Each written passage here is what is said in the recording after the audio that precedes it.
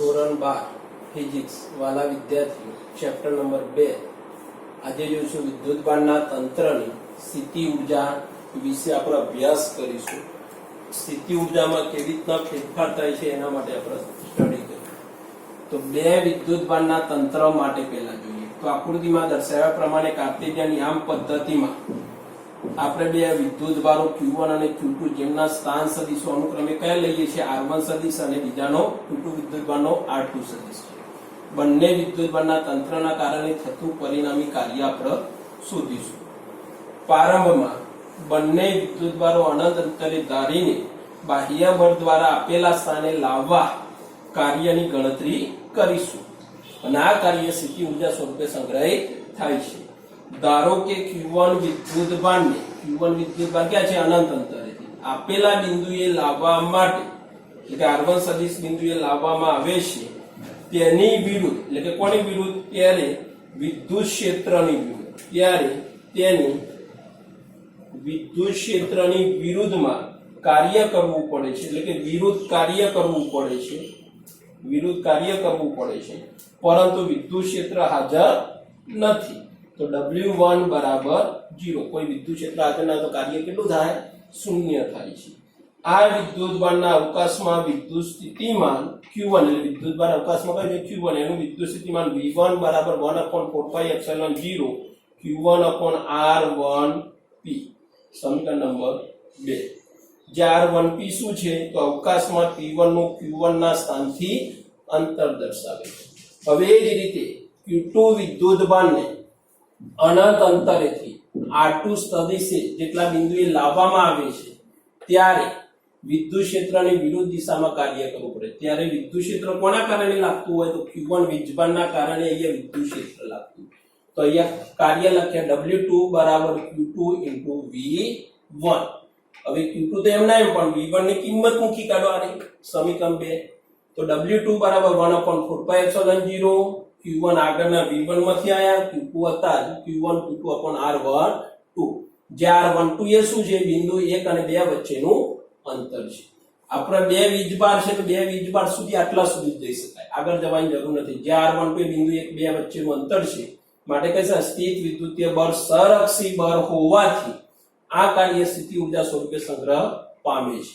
તો W બરાબર W1 વત્તા W2 W1 તો શું છે 0 W2 લાવે છે તે કિંમત મૂકી કાઢીએ તો કયા સ્વરૂપે સંગ્રહિત થાય U બરાબર 1/4πε0 Q1 Q2/R12 સમીકરણ નંબર 4. તો સ્થિતિ ઉર્જા એ હંમેશા માર્ગ પર આધારિત નથી પરંતુ કોના ઉપર આધાર રાખે પ્રારંભિક અને અંતિમ સ્થાન પર આધાર રાખે છે જે આગળ પણ આપણે જોઈએ છીએ. એની ઘટનાઓ ધારો કે બંને વીજભાર 0 કરતા મોટા હોય તો સ્થિતિ ઉર્જા હંમેશા ધન મળે છે. તો સજાતીય વિદ્યુતભાર Q1 Q2 0 તો વિદ્યુતીય બળ હંમેશા અપાકર્ષી હોય છે ત્યારે કરવું પડતું કાર્ય હંમેશા કેવું થાય ધન. વિજાતીય વિદ્યુતભાર હોય વિજાતીય એટલે Q1 Q2 0 એક પ્લસ અને એક માઇનસ એટલે એને વિજાતીય કહે છે ત્યારે વિદ્યુતીય બળ હંમેશા કયા પ્રકારનું થાય આકર્ષી અને ત્યારે પણ કાર્ય કેવું થાય ધન.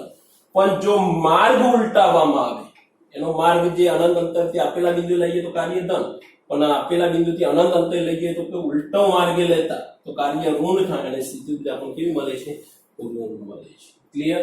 આ બે વિદ્યુતભારના તંત્રની વાત.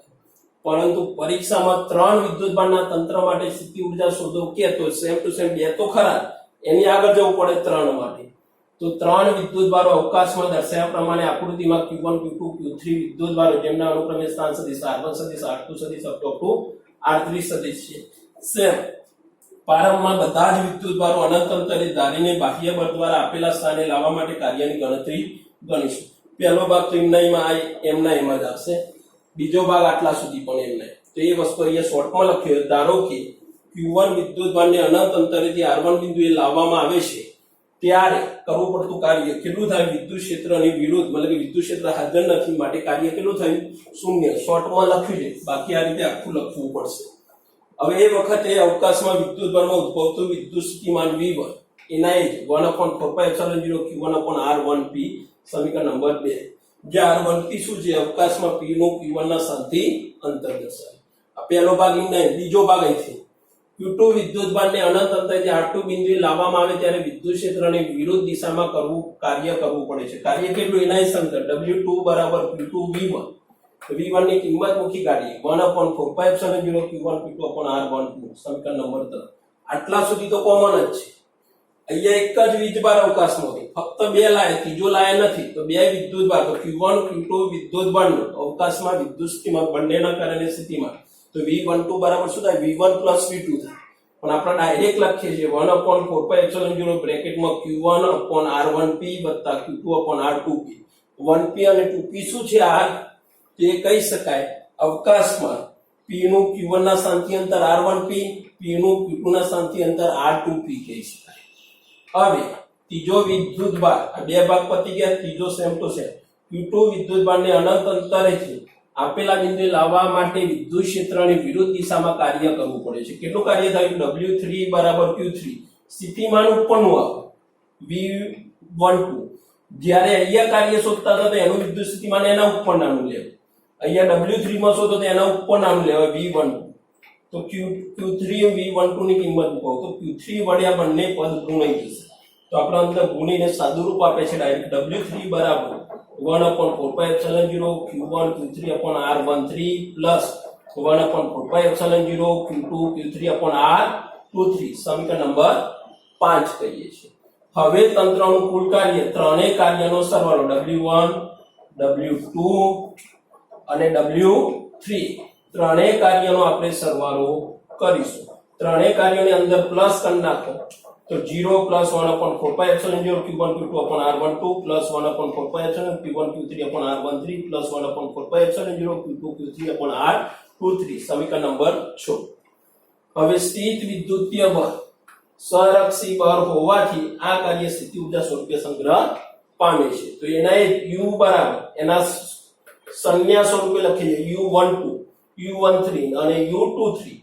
તો 12 હોય તો Q1 અને Q2 વીજભાર આવવાનું અંતર એમનું, 13 તો 13 આવે અને એનું અંતર, 23 તો 23.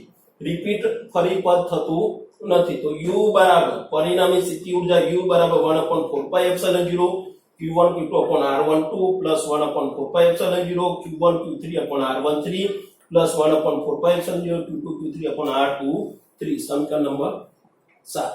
આ રીતે ચાર વીજભાર હોય તો સ્થિતિ ઊર્જા શોધવી હોય તો તંત્રની, તો U બરાબર 4 નંબર તો ખરા જ, પણ U બરાબર આ રીતે સમીકરણ પહેલા લખવું પડે. U12 U13 U14 પછી U23 U24 પ્લસ U34. આ રીતે આટલા પદની સ્થિતિ ઊર્જા શોધીને સરવાળો કરી શકાય. ક્લિયર? દરેકને આટલા સુધી